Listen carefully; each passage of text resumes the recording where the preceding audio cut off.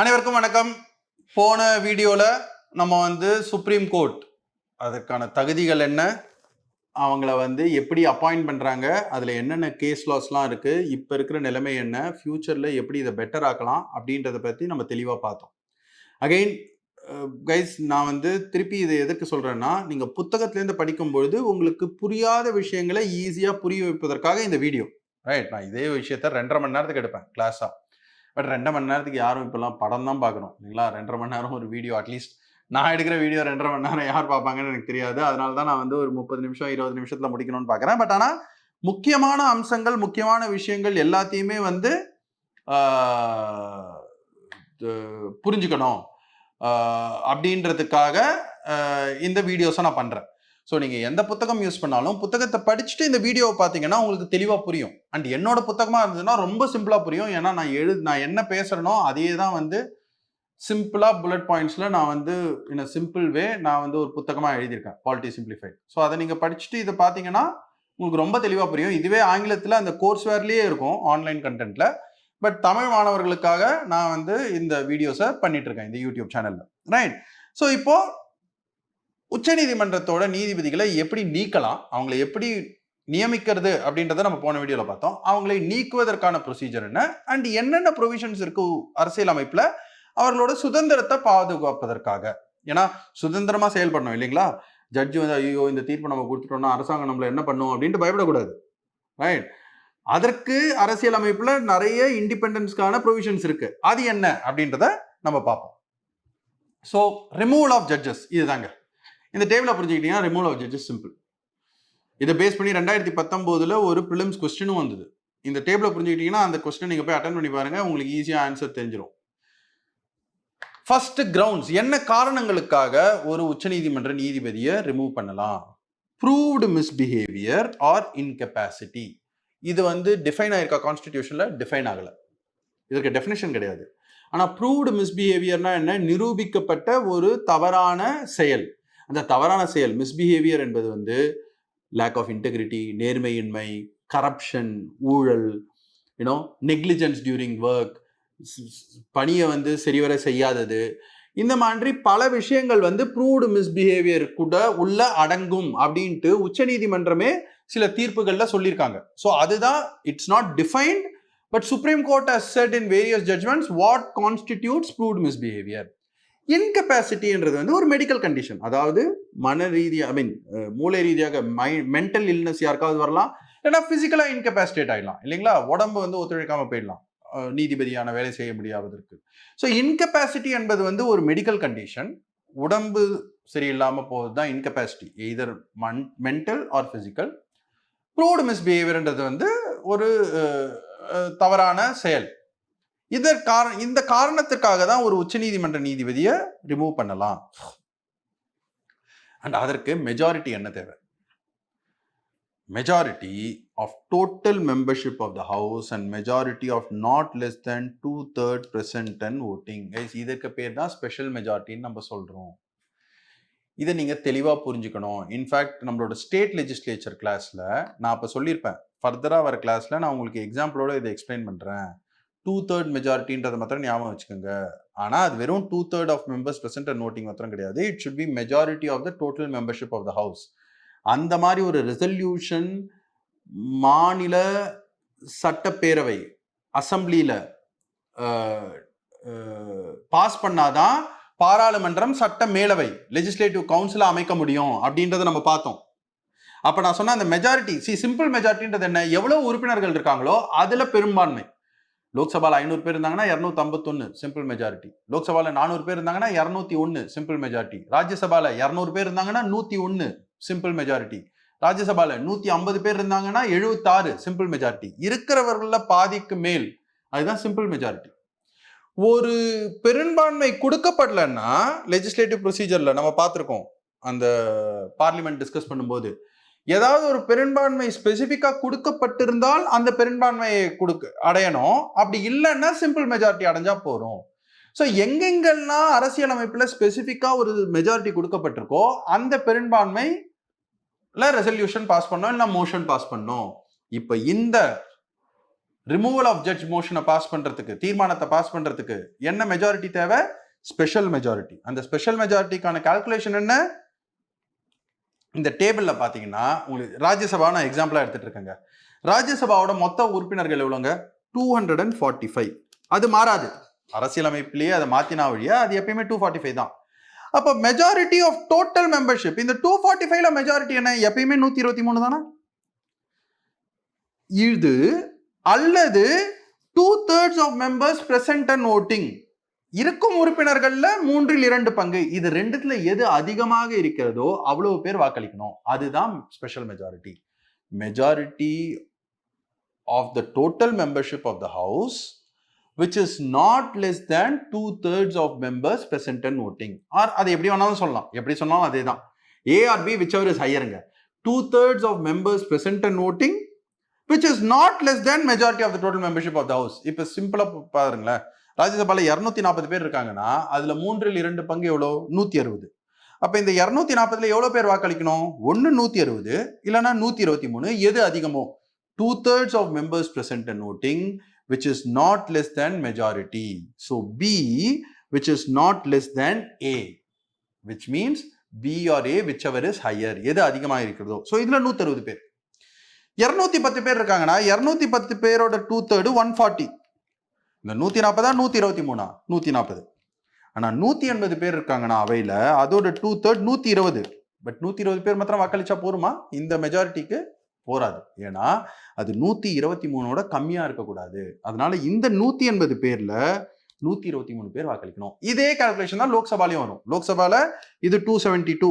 ஏன்னா லோக்சபாவோட total membership 543, அதோட majority 272. எவ்வளவு உறுப்பினர்கள் இருக்காங்க? அதுல 2/3 என்ன? அதுவா இல்லைன்னா 2072? எது அதிகமா இருக்கோ அவ்வளவு பேர் வாக்களிக்கணும். இதுதாங்க ஸ்பெஷல் மெஜாரிட்டி. அரசியலமைப்பை மாற்றுவதற்கு இந்த மெஜாரிட்டி தான் தேவை. நீதிபதியை ரிமூவ் பண்ணோம்னா இந்த மெஜாரிட்டி தான் தேவை. இதெல்லாம் வந்து ஸ்பெஷல் மெஜாரிட்டிக்கு உண்டான provisions, right? So special majority and passed in the same session. ஒரே கூட்டத்தொடரில் வேற வேற கூட்டத்தொடரில் பாஸ் பண்ண முடியாது. 2 அவைகளையும் ஒரே கூட்டத்தொடரில் இதை பாஸ் பண்ணும். ஸோ அதனால தான் மிஸ் அப்படின்றது தாங்க நிமானிக். என்ன மிஸ் நிமானிக் எப்படி சார்? மிஸ்பிஹேவியர் ஆர் இன்கெப்பாசிட்டி, இதுதான் grounds. Proved misbehaviour or incapacity, MI. Special majority same session, S. So மிஸ்ன்ற வார்த்தையை ஞாபகம் வச்சுக்கோங்க. ஜட்ஜஸோட ரிமூவலுக்கான ப்ரொசீஜர் உங்களுக்கு தெரிஞ்சிடும். ஐ மீன் அஃப்கோர்ஸ் இதை புரிஞ்சுக்கிட்டு அதுக்கப்புறம் மிஸ் ஞாபகம் வச்சுக்கணும். வெறும் மிஸ் ஞாபகம் வச்சிங்கன்னா மிஸ் பண்ணுறீங்க கொஸ்டின், ரைட்? இதை புரிஞ்சுக்கிட்டதுக்கு அப்புறம் மிஸ்ன்றது உங்களுக்கு ஞாபகம் வச்சுக்கிறதுக்கு சுலபமா இருக்கும். Misbehaviour or incapacity not defined in the constitution through a special majority in the same session in both the houses. அதுதான் வந்து removal of judges. அதை தவிர டீடைல்டு ப்ரொசீஜர் ஜட்ஜஸ் என்கொயரி ஆக்ட்ல கொடுக்கப்பட்டிருக்கு. அதாவது அரசியலமைப்புல இது சொல்லியிருக்கு, இதை எப்படி டீடைல்டா இருக்கணும்ட்டு ஒரு சட்டம் இயற்றி பாராளுமன்றம் டிசைட் பண்ணலாம். அந்த சட்டம் தான் ஜட்ஜஸ் என்கொயரி ஆக்ட். அதன்படி ஒரு உச்சநீதிமன்ற நீதிபதியை ரிமூவ் பண்ணணும் அப்படின்னா ராஜ்யசபால மினிமம் 50 மெம்பர்ஸ், 50 உறுப்பினர்கள் அதற்கான மனுவை கொடுக்கணும். இல்லைன்னா லோக்சபால மினிமம் 100 மெம்பர்ஸ் கொடுத்தாகணும். அதற்கப்புறம் அது சேர்மனோ ஸ்பீக்கரோ, ராஜ்யசபால இருக்கிற chairman, vice president of India தான் சேர்மன் ஆஃப் ராஜ்யசபா, அவரோ இல்லைன்னா சபாநாயகர், மக்களவையில் இருக்கிற சபாநாயகர் அதை ஏற்றுக்கொள்ளலாம், நிராகரிக்கலாம். காரணமே இல்லாமல் கொடுத்தாங்கன்னா அதை நிராகரிக்கலாம். 2019 அப்ப இருந்த தலைமை நீதிபதி மேல ஒரு மனு கொடுத்தாங்க. காங்கிரஸ்ல கட்சியில இருக்கிறவங்க 64 பேர் மாநிலங்களவையில. அப்ப இருந்த சேர்மன் துணை ஜனாதிபதி திரு வெங்கையா நாயுடு அதை நிராகரிச்சிட்டாரு. ஏன்னா அவர் சொன்னாரு இல்ல இது போதுமான காரணம் இல்லை அப்படின்ட்டு. ஆனா ஒருவேளை அதை ஒப்புக்கொண்டார்கள், அந்த மோஷன், அந்த தீர்மானத்தை அதை கன்சிடர் பண்ணுவதற்கு ஒற்றுக்கொண்டார்கள் என்றால் அப்போ ஒரு கமிட்டி ஃபார்ம் ஆகும். அந்த கமிட்டியில 3 பேர் இருப்பாங்க. ஒரு உச்சநீதிமன்ற தலைமை நீதிபதி, இல்லைன்னா ஒரு நீதிபதி, உயர் நீதிமன்றத்தை சேர்ந்த தலைமை நீதிபதி, இல்லைன்னா ஒரு நீதிபதி, தேவைப்பட்டால் அது உயர் நீதிமன்ற நீதிபதியை பற்றிய குற்றச்சாட்டாக இருந்தால், ஏன்னா ஒரே ப்ரொசீஜர் தான் உச்ச நீதிமன்ற உயர் நீதிமன்ற நீதிபதி நீக்குவதற்கு. அப்புறம் ஒரு எமினன்ட் ஜூரிஸ்ட், ஒரு வல்லுனர், நீதித்துறை சார்ந்த வல்லுனர், இவங்க 3 பேர் சொல்ற குழு ஒன்று அமைக்கப்படும். அந்த குழு விசாரிக்கும். அந்த குழு விசாரிச்சு ஆமா இவங்க மிஸ்பிஹேவியர் இருக்கு, இல்லைன்னா இவங்களுக்கு உடல்நிலை சரியில்லை, இன்கெப்பாசிட்டி இருக்கு ஒரு மெடிக்கல் போர்டோட சான்றிதழ் மூலமாக அப்படின்ட்டு பரிந்துரை பண்றாங்க அப்படின்னா அதற்கப்புறம் இந்த மெஜாரிட்டியில சேம் செஷன்ல பாஸ் ஆகணும். புரியுதுங்களா? அப்படி இல்ல அவங்க வந்து இல்ல இது வந்து doesn't suffer from proved misbehavior or incapacity அப்படின்னா அந்த கேஸ் வந்து டிராப் பண்ணுவாங்க. இதுதான் வந்து ரிமூவல் ஆஃப் ஜட்ஜஸுக்கான டீடைல்ட் ப்ரொசீஜர். ரைட்டுங்களா? இப்போ ஃபைனலா இண்டிபெண்டன்ஸ் ஆஃப் ஜுடிஷியரி. நீதிபதிகள் வந்து சுதந்திரமா இருக்கணும், அவங்க கவலைப்படக்கூடாது, நம்ம எழுதுற தீர்ப்புனால எந்த பிரச்சனையும் வந்துடக்கூடாது, நம்மளுக்கு சம்பளத்தை கட் பண்ணுவாங்களா, நம்மளை வேலையை விட்டு தூக்கிடுவாங்களா, அதை பத்திலாம் அவங்க பயப்படக்கூடாது. ரைட்டுங்களா? அதற்கு உண்டான ப்ரொவிஷன்ஸ் என்ன? இதற்கும் ஒரு நிமானிக் இருக்குங்க, 2C4R. இந்த நிமானிக்கெல்லாம் படிச்சு புரிஞ்சுக்கிட்டதுக்கு அப்புறம் ஞாபகம் வச்சுக்கிறதுக்கு. வெறுமே 2C4R இண்டிபெண்டன்ஸ் ஆஃப் ஜுடிஷியரினா உங்களுக்கு தலையும் முடியாது காலம் முடியாது, அதை வச்சு நீங்க எதுவுமே எழுத முடியாது. ஆனா இதை புரிஞ்சுக்கிட்டீங்கன்னா இந்த 2C4R ஞாபகம் வச்சுக்கிட்டீங்கன்னா ஒரு பாயிண்ட் கூட மிஸ் பண்ண மாட்டீங்க. 2023 மெயின்ஸ்ல கேட்டாங்க, யூபிஎஸ்சில, டிஎன்பிஎஸ்சிலையும் கேட்டிருப்பாங்க நிறைய முறை, எப்படி சுதந்திரத்தை அரசியலமைப்பு பாதுகாக்கிறது அப்படின்னா நீங்க வந்து அந்த 6 பாயிண்ட்டையும் எழுதணும். அந்த 6 பாயிண்ட்டையும் எழுதுறதுக்கு என்ன நிமானிக் உங்க மைண்ட்ல இருக்கணும்? 2C4R.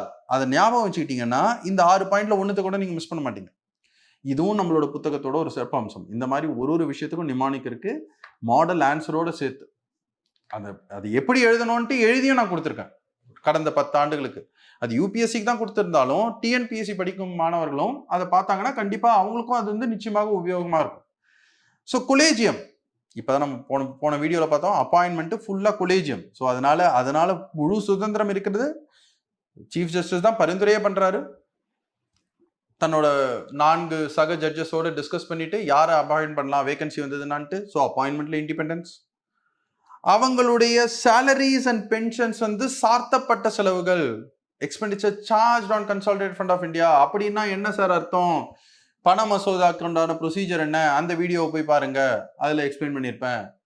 அந்த சாப்டரை போய் படிங்க, சாப்டர் 9 இன் அவர் புக், அதுல நான் எக்ஸ்பிளைன் பண்ணியிருப்பேன். ரைட்? ஸோ சாப்டர் 10 இந்த புக் பார்லிமெண்ட், அதுல நான் டீட்டெயில்டா எக்ஸ்பிளைன் பண்ணியிருப்பேன். ஸோ சார்த்தப்பட்ட செலவு அப்படின்னா என்ன அர்த்தம்? லோக்சபா கூட அதுல ஓட்டு போட முடியாது. ஒரு முறை நிதிநிலை அறிக்கை பட்ஜெட் பிரசன்ட் பண்ணும்போது ஜட்ஜுக்கு இன்னைக்கு சேலரி 2.5 லட்சம் ஒரு மாசத்துக்கு, அப்படின்னா ஒரு வருஷத்துக்கு 30 லட்சம். அந்த ஜட்ஜோட சேலரியோ இல்லைன்னா அவர் ரிட்டையர் ஆனோன்னா அவரோட ஓய்வூதியமோ அதை வந்து லோக்சபால கூட ஓட் பண்ண முடியாது. அதை இன்க்ரீஸ் பண்ணணும், 2.5 லட்சத்துல இருந்து நாளைக்கு 3 லட்சம் 3.5 லட்சம் ஆகணும்னா அந்த மசோதாவை லோக்சபால அப்ரூவ் பண்ணணும், ஏன்னா அது ஒரு மணி பில். ஆனா அதற்கப்புறம் ஆண்டிற்காண்டு நிதிநிலை அறிக்கையில பட்ஜெட்ல ஜட்ஜஸோட சேலரி, பென்ஷன், சுப்ரீம் கோர்ட்டோட செலவுகள், இதெல்லாம் லோக்சபால கூட வந்து ஓட்டிங்கே கிடையாது. அதெல்லாம் சார்த்தப்பட்ட செலவுகள், charge on the consolidated fund of India. அப்படின்னா என்ன? கவலைப்பட வேணாம், ஜட்ஜஸ் கண்டிப்பா உங்களுக்கு சம்பளம் வந்து சேர்ந்துரும். அதுதான் அதோட முக்கியத்துவம். மற்ற செலவுகள் எல்லாமும் அப்ரூவ் ஆனவொன்னே அதை கொடுத்துருவாங்க. மற்ற அமைச்சர்களோட சம்பளம் இல்லைன்னா ஐஏஎஸ் ஆஃபீஸர், ஐபிஎஸ் ஆஃபீஸரோட சம்பளத்தை எல்லாம் நிறுத்தி வைக்க மாட்டாங்க. ஆனா சார்த்தப்பட்ட செலவோட இம்பார்ட்டன்ஸ் என்ன? அது வந்து லோக்சபால கூட ஓட் பண்ண முடியாது, அவ்வளவு முக்கியமான செலவுகள் அது அப்படின்ற அந்த பினான்சியல் இண்டிபெண்டன்ஸ், பொருளாதார சுதந்திரம். நிச்சயமா சம்பளத்தையோ ஓய்வூதியத்தையோ நிறுத்த முடியாது யாராலையும் அப்படின்பதை பிரகடனப்படுத்துவதற்காக, அப்படின்பதை வந்து ஊர்ஜிதப்படுத்துவதற்காக இந்த charge on consolidated fund of India. இதுதாங்க 2C, collegium appointment, charge on consolidated fund of India. அடுத்தது 4R, ரிமூவல். பார்லிமெண்டால மட்டும்தான் முடியும், இப்பதான் நம்ம பார்த்தோம். அரசாங்கம் நினைத்தால் ஒரு நீதிபதியை நீக்க முடியாது, பாராளுமன்றம் நினைத்தால் தான், அதுவும் ஸ்பெஷல் மெஜாரிட்டி மூலமாக அந்த டீடைல்டு ப்ரொசீஜருக்கு அப்புறம் வேணும்னா நீக்கலாம். யாரையுமே இது வரைக்கும் நீக்கினதில்லை. 2-3 பேர் கிட்டத்தட்ட நீக்கிறதுக்கு வந்திருக்காங்க, அவங்க அதுக்குள்ள ரிசைன்மெண்ட் போயிட்டாங்க. பட் யாரையுமே நீக்கினதில்லை. ஆனா நீக்குவதற்கான உரிமை யாருக்கு இருக்கு? வெறும் பாராளுமன்றத்துக்கு தான் இருக்கு. அவங்களுடைய என்னென்ன, அவங்களுடைய சலுகைகள் என்ன, அவங்களுடைய உரிமைகள் என்ன, அதெல்லாம் வந்து அவர்களை அப்பாயிண்ட் செய்தவுடன் அவர்களுக்கு டிஸ்அட்வான்டேஜுக்கு cannot be varied to their disadvantage. அவங்களுக்கு சம்பளத்தை குறைக்க முடியாது, அவங்களோட லீவை குறைக்க முடியாது, அவங்களுக்கு என்னென்ன சலுகைகள் இருக்கோ அதெல்லாம் குறைக்க முடியாது அவங்களை அப்பாயிண்ட் பண்ண உடனே. இதெல்லாம் அரசியலமைப்புல சொல்லப்பட்டிருக்கு. அதுதான் செகண்ட் R. 3வது R, restriction of discussion in parliament. ஒரு நீதிபதியோட நடத்தையை பற்றியோ அவருடைய செயல்களை பற்றியோ பாராளுமன்றத்துல பேசக்கூடாது, சட்டமன்றத்திலையும் பேசக்கூடாது. அன்லஸ் பாராளுமன்றத்தை அவரை நீக்குவதற்கான ஒரு தீர்மானம் இருக்கு, அதை பற்றி விவாதிக்கணும்னா அப்ப பேசலாம். மற்ற நேரங்கள்ல அவரை பற்றி விவாதிக்க கூடாது. ஏன்னா அவங்க இண்டிபெண்டா இருக்கணும். அவர்களுடைய செயல்களை வந்து அவர்கள் வந்து விமர்சனத்திற்கு அப்பாற்பட்டவர்களாக இருக்கணும். ஏன்னா அது வந்து அவங்களுடைய இண்டிபெண்டன்ஸை நிலைநாட்டுவதற்காக. தேவையில்லாம அவர்களை பற்றி விவாதிக்க கூடாது. அது ஒரு கிளாஸ். அண்ட் ஃபைனலா restriction on appearance as lawyer in any court.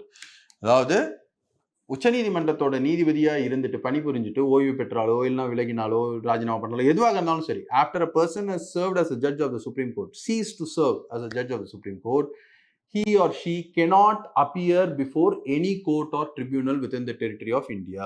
அதாவது ஒரு வழக்கறிஞராக எந்த கோர்ட் முன்னாலையும் அவங்க ஆஜராகக்கூடாது. அது ஏன்னா மோஸ்ட்லி எல்லாரும் அவங்களோட ஜூனியர்ஸா இருப்பாங்க. அவங்க அதை வந்து இன்ஃப்ளூயன்ஸ் பண்ணலாம். இல்லை அவங்க நீதிபதியா இருக்கும்போது இருக்கிற ஒரு வழக்குல இருக்கிற ஒரு பார்ட்டி கிட்ட இந்த சரி ஓகே நான் ரிட்டையர் ஆனோம்னா உங்களுக்கு நான் இதை வாதாடி ஜெயிச்சு கொடுக்குறேன் அப்படின்ற மாதிரி இருக்கக்கூடாது. இதனால அந்த இண்டிபெண்டன்ஸ். ஸோ இதுதான் 2C4R. கொலேஜியமால தான் நியமிக்கப்படுறாங்க. பரிந்துரை நியமிக்கப்படுறது பிரசிடென்டால, பட் கொலேஜியம் தான் பரிந்துரை பண்ணுது. ஸோ கம்ப்ளீட் சுதந்திரம். யாரை வந்து ஜட்ஜா அப்பாயிண்ட் பண்ணலான்ட்டு தீர்மானிக்கிறது ஆர் பரிந்துரை பண்ணுவது கொலேஜியம். சுப்ரீம் கோர்ட்டோட நீதிபதிகள் கொண்ட ஒரு குழு கொலேஜியம் தான். அவங்களுடைய செலவுகள் சார்த்தப்பட்ட செலவுகள், சேலரி, பென்ஷன், சுப்ரீம் கோர்ட்டோட எக்ஸ்பெண்டிச்சர் எல்லாமே. ரிமூவல், அவர்களை நீக்குவதற்கான அதிகாரம் பாராளுமன்றத்துக்கு தான் இருக்கு, அமைச்சரவைக்கு கிடையாது, அரசாங்கத்துக்கு கிடையாது, பாராளுமன்றத்துக்கு தான் இருக்கு. அவங்களுடைய rights and privileges cannot be varied to their disadvantage. அவங்களை பற்றி விவாதிக்க கூடாது. Restriction on discussion in parliament and restriction on appearance as lawyer. இதுதான் வந்து சுதந்திரத்தன்மையை காப்பாற்றுவது about the judiciary. ஸோ அடுத்த வீடியோவில் நம்ம உச்சநீதிமன்றத்தோட வரம்பு என்ன, அவங்களோட ஜூரிஸ்டிக்ஷன் என்ன, என்னென்னலாம் அவங்களோட பவர்ஸ் அப்படின்றத பற்றி விரிவாக பார்ப்போம். நன்றி.